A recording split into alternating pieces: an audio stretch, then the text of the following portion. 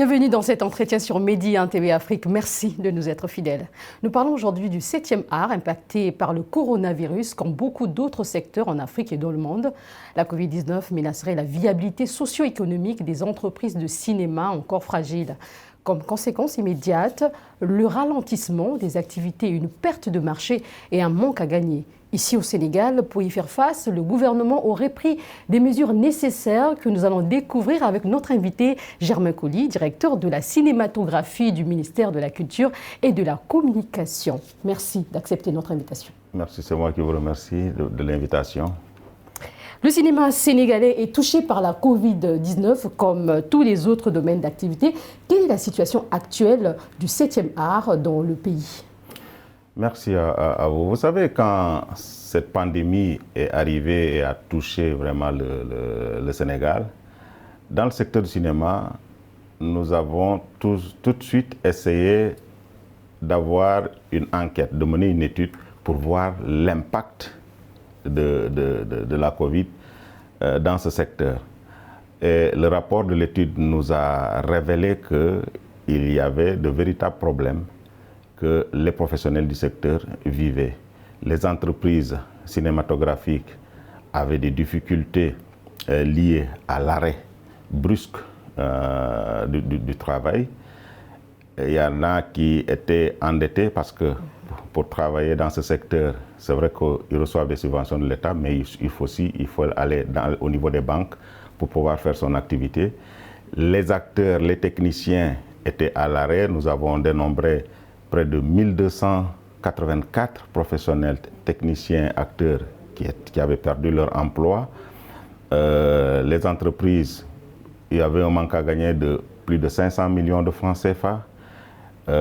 Au niveau des salaires et d'autres charges fixes, c'était évalué à un peu plus de 145 millions de francs CFA. Et donc, c'est tout ce travail-là préalable qui a permis au secteur et qui a aidé l'État du Sénégal à répondre quand le président de la République, à l'issue du Conseil des ministres du 3 juin, a décidé d'octroyer au secteur des arts et de la culture un montant de 3 milliards de francs CFA. Le secteur du cinéma était déjà prêt parce qu'il y a eu une étude préalable pour déterminer quel est l'apport à donner à ce secteur pour permettre, en aide d'urgence, de permettre à ce secteur-là de pouvoir tenir debout. Voilà. D'accord. Alors, nous aimerions bien comprendre ce plan de résilience dont vous parlez. Est-ce que ce plan a permis quand même de relancer le cinéma sénégalais? Oui, ce plan a permis à toute la filière, en tout cas, et toute la chaîne, de pouvoir recevoir quelque chose et de pouvoir travailler à une reprise d'activité. Mais c'est un plan, c'est une aide d'urgence. Il faut dire que dans notre secteur, dans le secteur de la cinématographie et de l'audiovisuel créatif, nous avons connu une légère reprise quand vraiment les statistiques ont véritablement baissé. Les tournages qui étaient suspendus au plus haut de la pandémie ont été autorisés, mais en respectant les mesures barrières. Nous déplorons que les salles n'étaient pas, on n'a pas pu ouvrir les salles de cinéma. Il y avait toujours ce manque à gagner. Mais lors de la première reprise, nous avons pu accueillir même de grosses productions. Twist à Bamako a pu arriver ici pour le tournage. Et donc, ce fonds a permis aux professionnels de respirer un peu. Mais nous n'avons pas voulu rester dans le cadre des aides d'urgence seulement.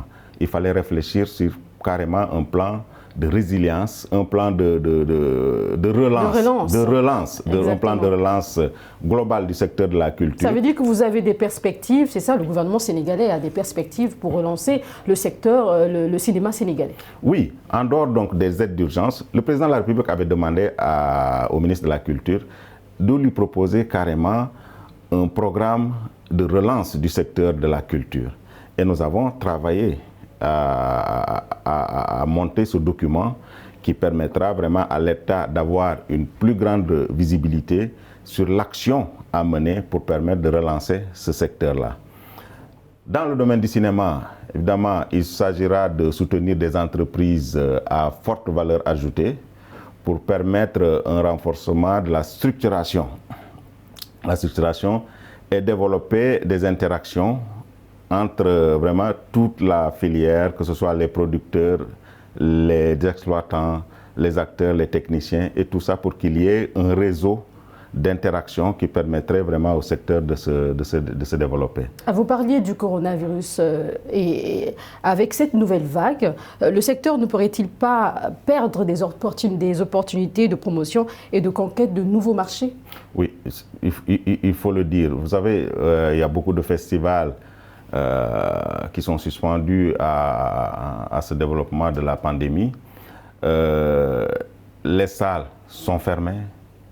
La diffusion, la promotion du film aussi souffre de cette pandémie, donc parce que les activités ne se passent pas comme c'était prévu, nous avons véritablement des difficultés. Bon, il y a un nouveau souffle parce que le président de la République a décidé encore de donner une aide d'urgence de 2 milliards 500 millions de francs CFA, qui va arriver dans les prochains jours aux bénéficiaires.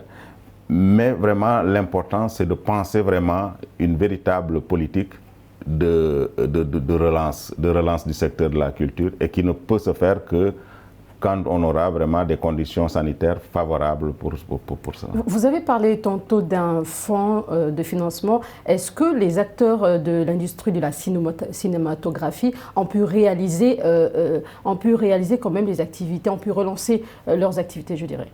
Oui. Nous avons au Sénégal le Fonds de promotion de l'industrie cinématographique et de l'audiovisuel, le FOPICA. Qui est un outil vraiment très important dans la politique de développement du secteur du cinéma. Il permet en tout cas aux professionnels de pouvoir bénéficier de subventions de l'État tout de suite et de réaliser les projets. Nous avons beaucoup vraiment de professionnels qui ont pu bénéficier de ça en termes de production, mais en termes de formation également, et d'exploitation et tout ça, donc toute la filière, ont pu bénéficier, recevoir des trucs. Maintenant, il y a des projets qui ont reçu des financements et qui sont à l'arrêt. Ce n'est pas faute d'argent, mais parce que tout simplement la situation sanitaire ne permet pas de continuer les projets. Et quelle appréciation faites-vous du cinéma sénégalais qui est apprécié à l'international? Je veux citer le film de Atlantique de Mati Diop, récompensé lors du festival de Cannes en 2019. Oui, le cinéma sénégalais connaît depuis ces dernières années beaucoup de satisfaction au niveau international. Atlantique de Mati a reçu le Grand Prix du jury au Festival de Cannes, ce qui est très important. Le Festival de Cannes, très médiatisé, voilà, un des plus grands événements médiatisés au monde. Le fait d'être nominé, déjà, c'est une victoire, mais de recevoir encore un prix, et ça, c'est vraiment tout à l'honneur du Sénégal. Nous avons aussi d'autres films qui ont reçu des prix à Berlin. Nous avons un travail que les jeunes sont en train de faire et qui nous valent beaucoup de satisfaction à travers le monde. Et dans ces jeunes-là, il y a des femmes réalisatrices qui remportent, je pense à Angèle Diaban, je pense à Khadijatou Sow, qui sont en train de nous apporter beaucoup de satisfaction, qui font qu'aujourd'hui le Sénégal connaît véritablement un rayonnement au niveau mondial sur le plan du cinéma. Nous avons positionné des films aux Oscars. Je pense que le Sénégal recevra, en tout cas, sera parmi les nominés à ces Un dernier point avant de clore cet entretien. On note une certaine mobilisation des chaînes de télévision locales qui diffusent les séries, les films sénégalais. Qu'en dites-vous? Vous savez, les séries aujourd'hui constituent une véritable économie. C'est même regrettable que avec cette épidémie-là, de cette pandémie, les tournages soient arrêtés et autres. C'est vraiment, bon, nous pensons sortir de cette situation, mais c'est véritablement une économie qu'il faut encourager. L'État est là, évidemment, pour accompagner, pour encadrer, aider à encadrer ce secteur pour que ça n'aille pas dans tous les sens. Mais je pense que c'est une économie sur laquelle il faut compter et mieux organiser. Et ce sera vraiment au bénéfice de toute la nation sénégalaise et de tous les agents économiques de ce pays. Merci beaucoup, Monsieur Germain Coly. Vous êtes directeur de la cinématographie du ministère de la Culture et de la Communication. Merci d'avoir accepté notre invitation. Merci à vous. Merci et au plaisir de nous retrouver pour d'autres développements. Merci à vous qui nous suivez de partout. C'est la fin de cet entretien. Bonne suite de programme sur Média TV Afrique.